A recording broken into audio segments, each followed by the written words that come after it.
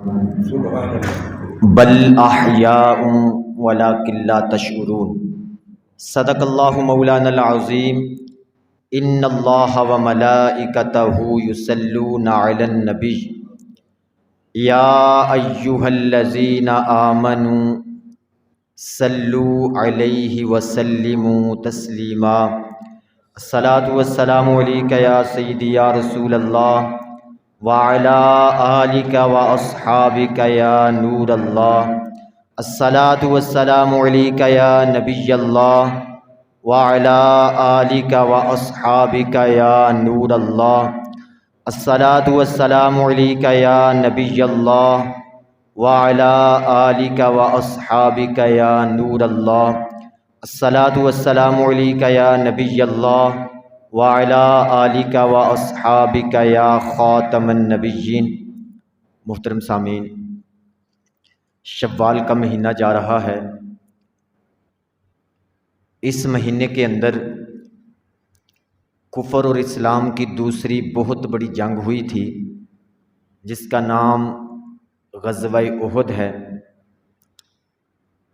نبی کریم صلی اللہ تعالیٰ علیہ وآلہ وسلم نے جب اعلان نبوت کیا مکہ مکرمہ میں، تو کفار و مشرکین نے آپ کو بڑی تکلیفیں دیں، بڑی اذیتیں دیں، رستے میں کانٹے بچھائے، اوجریاں پھینکی، اور پھر صحابہ کرام جنہوں نے اسلام قبول کیا تھا ان کو بڑی تکلیفیں دیں۔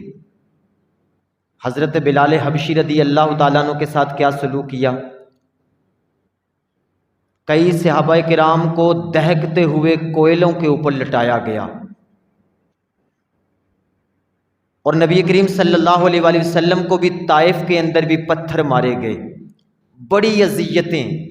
لیکن نبی کریم صلی اللہ علیہ وآلہ وسلم نے اس کے جواب میں بھی دعائی دی ان کو، اے اللہ میری قوم کو ہدایت عطا کر دے، یہ مجھے نہیں جانتی۔ دعا دی، جواب میں بھی دعا ہی دی۔ جب ان کے ظلم و ستم زیادہ بڑھ گئے تو اللہ پاک نے ہجرت کا حکم دے دیا، فرمایا آپ نہ مکے سے مدینے کی طرف چلے جائیں، وہاں کے لوگ آپ کے منتظر ہیں، مدینے چلے جائیں۔ اب نبی کریم صلی اللہ علیہ وآلہ وسلم وہاں سے مکے سے مدینے آ گئے ہجرت کر کے۔ اب جب مدینے آئے تو وہاں پر بھی آ کے نا کفار و مشرکین نے تنگ کرنا نہ چھوڑا، روزانہ تنگ کرتے، کبھی کوئی تکلیف دینی، کبھی ان کا مال لے جانا، کبھی کسی کا مال لوٹ لینا، کبھی کسی کو تکلیف پہنچا دینی۔ وہاں آ کے بھی وہ باز نہیں آئے۔ یاد رکھ لیں کہ جب کسی کا ظلم حد سے بڑھ جاتا ہے نا تو پھر اس ظلم کے خلاف کھڑے ہونے کا بھی حکم ہے، کھڑے ہونے کا بھی حکم ہے کہ اب اس ظلم کا رستہ روکا جائے، اس ظالم کے سامنے کھڑے ہوا جائے۔ اللہ پاک نے جہاد کا حکم دیا۔ یہ جہاد یہ بھی اسلام کا رکن ہے، اور پھر جہاد کا حکم دے کے اللہ نے قرآن مجید میں اپنے رستے میں شہید ہونے والوں کی عظمت کو پھر بیان کیا۔ فرمایا میرے دین کو غالب کرنے کے لیے، دین اسلام کو غالب کرنے کے لیے جو میرے رستے کے اندر شہید ہو جائے گا اس کا مرتبہ بھی کم نہیں۔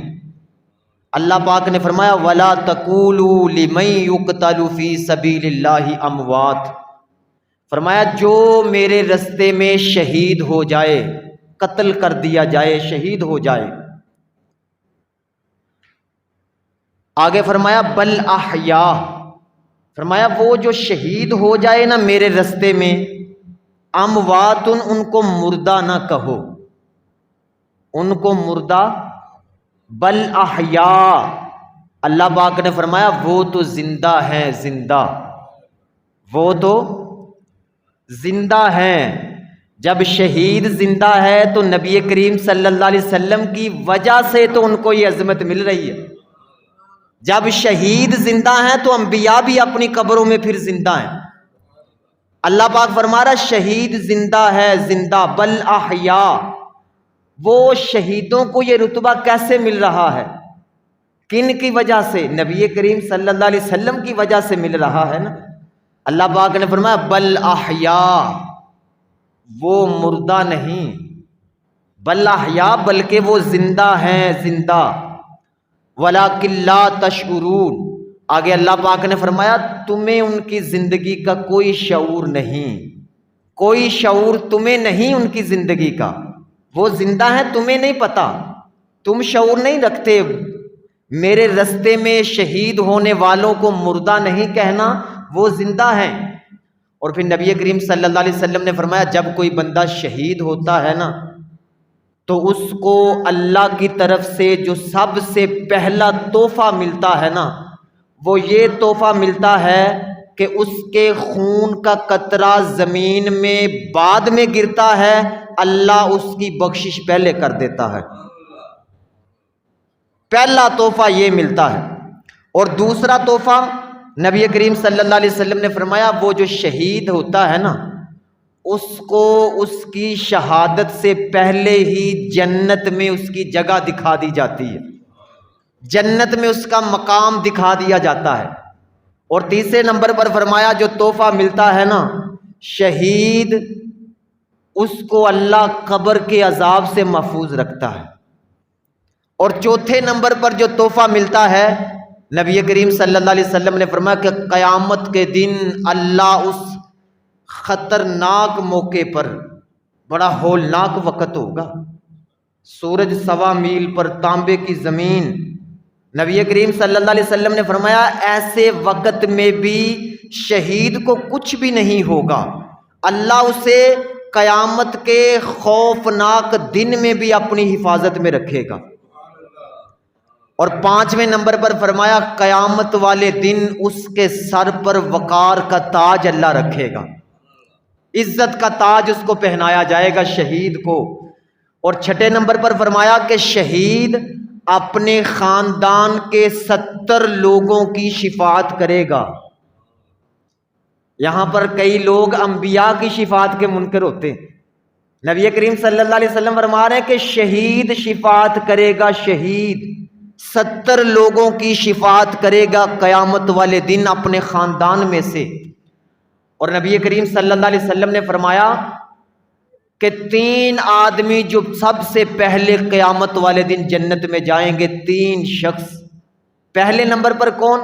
فرمایا وہ غلام، وہ نوکر جو اپنے مالک کی دل کھول کر خدمت کرتا ہے اور اللہ کی عبادت بھی دل کھول کے کرتا ہے۔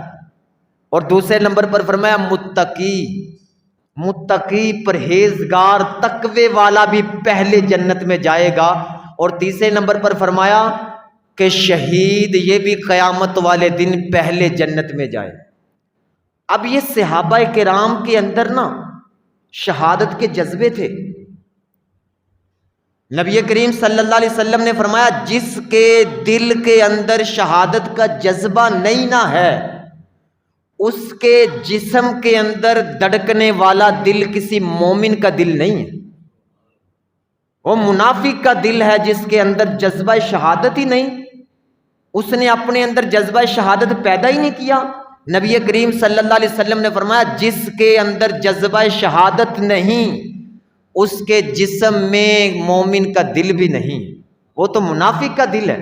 حضرت عمر رضی اللہ تعالیٰ عنہ ہر نماز کے بعد شہادت کی دعا مانگا کرتے تھے۔ حضرت عمر امیر المومنین حضرت عمر رضی اللہ تعالیٰ عنہ دعا کرتے تھے اے اللہ مجھے جب بھی موت آئے شہادت کی موت آئے، مجھے شہادت کی موت عطا کرنا، اور ساتھ کہتے تھے اللہ شہادت کی موت بھی عطا کرنا اور مجھے یہ شہادت مدینہ شریف کے اندر ہی عطا کرنا۔